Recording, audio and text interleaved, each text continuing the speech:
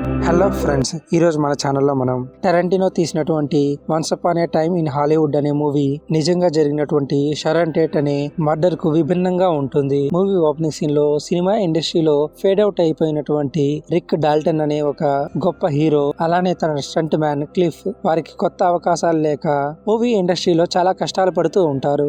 ఇలా ఉన్న సమయంలో రిక్ డాల్టన్ కి తనకు ఒక మూవీ ఆఫర్ ని ఇస్తూ ఒక కొత్త డైరెక్టర్ తనను అప్రోచ్ అవుతాడు. దాంతో అవకాశాలు లేక ఆ మూవీలో నెగిటివ్ రోల్ అయినా చేయడానికి రిక్ ఒప్పుకుంటాడు. కానీ రిక్ తో పాటు తనతో పాటు ఉన్నటువంటి క్లిఫ్ కూడా ఎలాగైనా ఆపర్చునిటీ కనిపించాలని ట్రై చేస్తూ ఉంటాడు. కానీ ఒక సెలబ్రిటీకి దొరికినంత ఈజీగా ఒక స్టంట్ మ్యాన్ కి అవకాశం దొరకపోవడంతో క్లిఫ్ రిక్ ని తన షూటింగ్ దగ్గర వదిలేసి తన కార్ తీసుకుని తన ఇంటి దగ్గర వదిలిపెట్టడానికి వెళ్తాడు. అలా వెళ్తూ ఉన్నటువంటి క్లిఫ్ కి హిప్పీ అమ్మాయి అయినటువంటి సారా కనిపిస్తుంది. అలా సారాకి సైట్ కొట్టి క్లిఫ్ తన కార్ ని రిక్ ఇంట్లో వదిలేసి మొబైల్ హోమ్ లా ఉన్నటువంటి తన ఇంటికి వెళ్తాడు. తన ఇంట్లో తన డాగ్ కోసం ఒక బాక్స్ లో ఉన్నటువంటి డాగ్ ఫుడ్ ని ప్రిపేర్ చేస్తూ ఉంటాడు. మరొక సీన్ లో అప్పుడే బాగా ఫేమస్ అవుతూ ఉన్నటువంటి షారన్ టేట్ అనే ఒక సెలబ్రిటీ కనిపిస్తుంది. షారన్ టేట్ యొక్క అన్ని మూవీస్ చాలా హిట్ అవుతూ ఉంటాయి. దాంతో ఆమెకి ఎక్కడ లేని పాపులారిటీ వచ్చి ఉంటుంది. నెక్స్ట్ సీన్ లో రిక్ షూటింగ్ లో ఉండటంతో తన దగ్గరకు వెళ్ళినటువంటి క్లిఫ్ ఆ మూవీ డైరెక్టర్ కి క్లిఫ్ ని పరిచయం చేసి తనకు అవకాశం ఇవ్వమని అంటాడు. కానీ అంతలోనే ఆ మూవీ డైరెక్టర్ యొక్క వైఫ్ వచ్చి ఇంతకు ముందు పాత సినిమాలు తీసేటప్పుడు క్లిఫ్ చేసిన పనికి గాను తనకు ఇప్పుడు అవకాశం ఇవ్వనని చెప్పడంతో క్లిఫ్ మళ్ళీ రిక్ కార్ ని తీసుకుని తన ఇంటి దగ్గర వదిలిపెట్టడానికి వెళ్తూ ఉంటాడు. మళ్ళీ కార్ లో వెళ్తూ ఉన్నటువంటి క్లిఫ్ కి ఒక సిగ్నల్ దగ్గర సారా కనిపిస్తుంది. అలా క్లిఫ్ మరియు సారా ఇద్దరు తరచుగా మీట్ అవుతూ ఉంటారు. కానీ ఒకరితో ఒకరు మాట్లాడుకోకపోయినా సైగల ద్వారా మాట్లాడుకుంటూ ఉంటారు. నెక్స్ట్ సీన్ లో ఇంటికి వెళ్ళినటువంటి క్లిఫ్ తన ఇంటి రూఫ్ పై యాంటీనాని రెడీ చేస్తూ ఉన్నప్పుడు తనకు ఆ సినిమా అవకాశం రాకపోవడానికి తను ఇంతకు ముందు పాస్ట్ లో ఏం చేశాడనే విషయాన్ని గుర్తు తెచ్చుకుంటాడు. ఒకరోజు క్లిఫ్ మూవీ షూటింగ్ లో ఉన్నప్పుడు అక్కడికి వచ్చినటువంటి ఒక ఏషియన్ అయిన బ్రూస్లీ అనే సెలబ్రిటీతో స్టంట్ మ్యాన్ గా తాను ఎంత రిస్క్ అయినా చేస్తా అని మాట్లాడుతూ ఉండటంతో అందుకు బ్రూస్లీ తనతో పోటీకి దిగమని క్లిఫ్ ని రెచ్చగొడతాడు. దాంతో క్లిఫ్ బ్రూస్లీతో పోటీకి దిగి మరి బ్రూస్లీని ఒకసారి ఓడించడానికి ట్రై చేస్తాడు. దాంతో ఆ మూవీ డైరెక్టర్ యొక్క కారు దెబ్బతింటుంది. అంతేకాకుండా ఆ మూవీలో హీరోగా పనిచేస్తూ ఉన్నటువంటి బ్రూస్లీతో క్లిఫ్ గొడవ పడినందుకు అప్పుడు ఆ మూవీలోను ఇప్పుడు ఈ మూవీలో కూడా తనకు అవకాశం రానందుకు క్లిఫ్ ఆలోచిస్తూ జరిగిన తన గతాన్ని తెలుసుకుని హ్యాపీగా ఉంటాడు. నిజానికి క్లిఫ్ తనకు అవకాశాలు లేకపోయినా తన బెస్ట్ ఫ్రెండ్ అలానే తన హీరో అయిన రిక్ కి అవకాశం వచ్చినందుకు ఆ సంతోషాన్ని తాను కూడా సెలబ్రేట్ చేసుకుంటాడు. అందుకే క్లిఫ్ ఆనందంగా కనిపిస్తాడు. నెక్స్ట్ సీన్ లో షూటింగ్ లో ఉన్నటువంటి రిక్ ఆ షూటింగ్ లో సిన్సియర్ గా చదువుతూ ఉన్నటువంటి ఒక చైల్డ్ ఆర్టిస్ట్ దగ్గరకు వెళ్లి ఆ మూవీలో ఉన్నటువంటి తన స్క్రిప్ట్ ని చదువుతూ ఉంటాడు. ఆ చైల్డ్ ఆర్టిస్ట్ కూడా తనకి ఇచ్చినటువంటి స్క్రిప్ట్ ని శ్రద్ధగా చదువుతూ ఉంటుంది. కొంతసేపటి తర్వాత ఆ చైల్డ్ ఆర్టిస్ట్ తన పక్కన కూర్చున్నది రిక్ డాల్టన్ అని తెలుసుకుని తనతో కొంతసేపు మాట్లాడి మళ్ళీ తనకు షూటింగ్ ఉందని ఆ స్క్రిప్ట్ ని కంటిన్యూగా చదువుతూ ఉంటుంది. సో ఇలా మూవీ ఇండస్ట్రీలో ఉన్నటువంటి చైల్డ్ ఆర్టిస్ట్ అయినా సీనియర్ హీరో అయినా వారి వర్క్ కు సంబంధించి వారి స్క్రిప్ట్ ని చదువుకుంటూ వారి వర్క్ ని ఎంజాయ్ చేయాలని వారిద్దరూ మాట్లాడుకుంటూ ఉంటారు. నెక్స్ట్ సీన్ లో షారోన్ నటించినటువంటి మూవీ థియేటర్ లో రిలీజ్ అవడంతో ఆ థియేటర్ లో తన మూవీస్ కి రెస్పాన్స్ ఎలా ఉందని ఆ థియేటర్ దగ్గరకు వెళ్లిన షారోన్ ఆడియన్స్ మధ్యలో కూర్చుని తన మూవీని ఎంజాయ్ చేస్తూ ఆడియన్స్ అందరూ ఆ మూవీని చూస్తూ ఎంజాయ్ చేస్తూ ఉంటే షారోన్ చాలా ఆనందపడిపోతూ ఉంటుంది.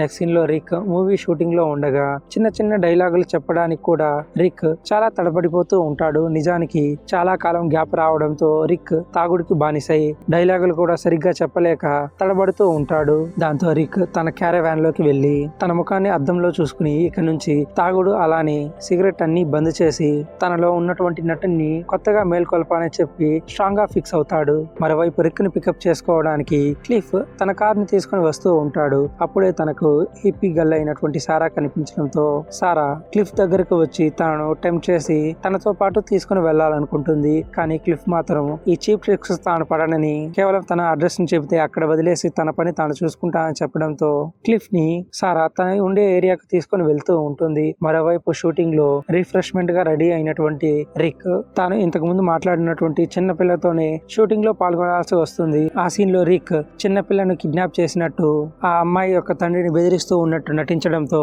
నెగిటివ్ షేడ్ లో అయిన హీరో చాలా బాగా పర్ఫార్మెన్స్ చేయడంతో ఆ మూవీ సెట్ లో ఉన్నటువంటి వారందరూ మళ్ళీ వారు పాత రిక్ ని చూస్తున్నామని అప్రిషియేట్ చేస్తారు. అంతేకాకుండా ఆ సీన్ లో తనతో పాటు ఉన్నటువంటి ఆ చైల్డ్ ఆర్టిస్ట్ కూడా రిక్ ని మెచ్చుకోవడంతో చాలా సంవత్సరాల తర్వాత తన యాక్టింగ్ పర్ఫార్మెన్స్ ని తనే ఇంప్రూవ్ చేసుకున్నా అని రిక్ సంతోషపడిపోతూ ఉంటాడు. మరోవైపు సీన్ లో సారా ఇంటికి వెళ్ళినటువంటి క్లిఫ్ కి ఆ ఏరియా ఒక మాజీ ప్రొడ్యూసర్ దని హిప్పీ వాళ్ళు తను బెదిరించి తన ఏరియాని కబ్జా చేశారనుకుని ఆ ప్రొడ్యూసర్ ఉన్నటువంటి ఇంటిని వెతుక్కుంటూ వెళ్తాడు. అప్పుడు క్లిఫ్ కి ఆ ప్రొడ్యూసర్ కి ఆరోగ్యం సరిగ్గా లేకపోవడంతో తన ఆస్తుల్ని అన్నింటినీ అమ్మేసి అదే ఏరియాలో హిప్పీలతో పాటు తాను కూడా ఉంటున్నాడని, ఇక తన ప్లేస్ లో వారిని ఉండనివ్వడం వలన తనను వారు చూసుకుంటున్నారని చెప్పడంతో క్లిఫ్ అక్కడి నుంచి హిప్పీలపై అనుమానంతోనే వెళ్ళిపోతాడు. ఇలా హిప్పీలను క్లిఫ్ అనుమానించినందుకు అక్కడున్న వ్యక్తి వారితో గొడవ పడతాడు. కానీ క్లిఫ్ ఒక స్టంట్ మ్యాన్ అవడంతో ఆ వ్యక్తిని చావగొట్టి అక్కడి నుంచి కారులో వెళ్ళిపోతాడు. నెక్స్ట్ సీన్ లో ఇంట్లో ఉన్నటువంటి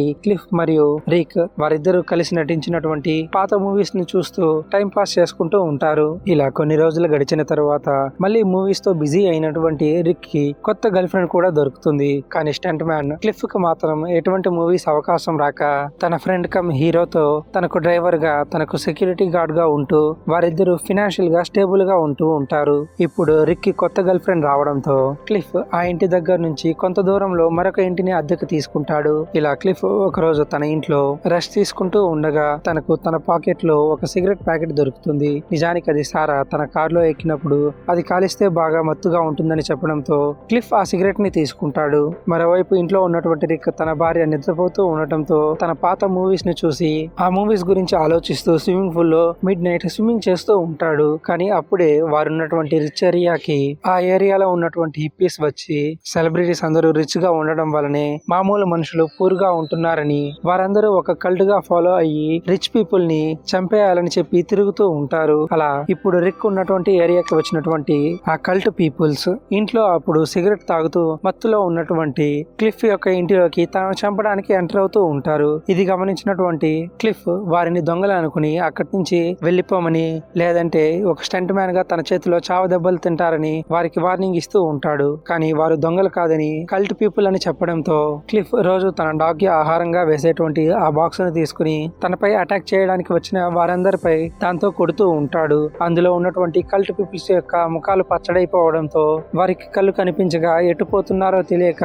తిరుగుతూ ఉంటారు. ఇంతలో ఒక వ్యక్తి క్లిఫ్ యొక్క కాలిపై గట్టిగా పొడి చేయడంతో క్లిఫ్ యొక్క డాగ్ అతనిపై దాడి చేస్తూ అతన్ని పక్కకు తీసుకుని వెళ్లిపోతుంది. అలా చివరికి క్లిఫ్ తన ఇంట్లో చొరబడినటువంటి ఆ కల్ట్ పీపుల్స్ ని ఒక్కొక్కరిని చావగొడుతూ ఉంటాడు. కానీ వారిలో ఇద్దరు క్లిఫ్ ఇంటి పక్కనే ఉన్నటువంటి రిక్ ఇంట్లోకి వెళ్లి వారిని కూడా చంపాలని చూస్తూ ఉంటారు. దాంతో క్లిఫ్ వెంటనే రిక్ ఇంటికి వెళ్లి రిక్ యొక్క గర్ల్ ఫ్రెండ్ ని కాపాడుతాడు. తర్వాత స్విమ్మింగ్ పూల్ లో ఉన్నటువంటి రిక్ తన ఇంట్లోంచి శబ్దం రావడంతో అటువైపుగా వెళ్తాడు. కానీ అప్పుడే తనకు ఎదురుగా వచ్చినటువంటి కల్ట్ అమ్మాయి తనను చంపడానికి ప్రయత్నించడంతో రిక్ ఆ అమ్మాయిని కొట్టి స్విమ్మింగ్ పూల్ లో తోసేసి ఇంతకుముందు తాను మూవీ షూటింగ్ లో వాడినటువంటి ఒక ఫైర్ వెపన్ ని వాడి ఆ అమ్మాయిని కాల్చి చంపేస్తాడు. తర్వాత క్లిఫ్ గాయాలతో ఉండటంతో అంబులెన్స్ ని పిలిపించి క్లిఫ్ ని అంబులెన్స్ లో పంపిస్తాడు. తర్వాత నెక్స్ట్ డేనే తనను చూడడానికి వస్తా అని రిక్ చెప్పినప్పటికీ క్లిఫ్ తను చూడడానికి నెక్స్ట్ డే రావాల్సిన అవసరం లేదని, ముందుగా తన గర్ల్ ఫ్రెండ్ భయంలో ఉందని తన ఓదార్చి హాస్పిటల్లో తను తాగడానికి బీర్లు మాత్రం పంపిస్తే చాలని చెప్పి అక్కడి నుంచి అంబులెన్స్ లో వెళ్లిపోతాడు. తర్వాత రిక్ ఇంట్లో అటాక్ జరిగిందని తెలుసుకున్నటువంటి తన ఇంటి చుట్టుపక్కల నివసిస్తూ ఉన్న షరోన్ ఇప్పుడు రిక్ ఎలా ఉన్నాడని తెలుసుకుంటుంది. అలా ఇప్పుడు రిక్ మూవీ అవకాశాల కోసం ఎదురు చూస్తూ ఉన్నాడని షరోన్ కి తెలియడంతో ఇన్ని రోజులు తన ఇంటి పక్కనే ఉన్న రిక్ ని మీట్ అవ్వడం కుదరలేదని ఇప్పుడు అవకాశం వచ్చిందని షరోన్ రిక్ ని తన ఇంటి లోపలికి రమ్మని చెబుతుంది.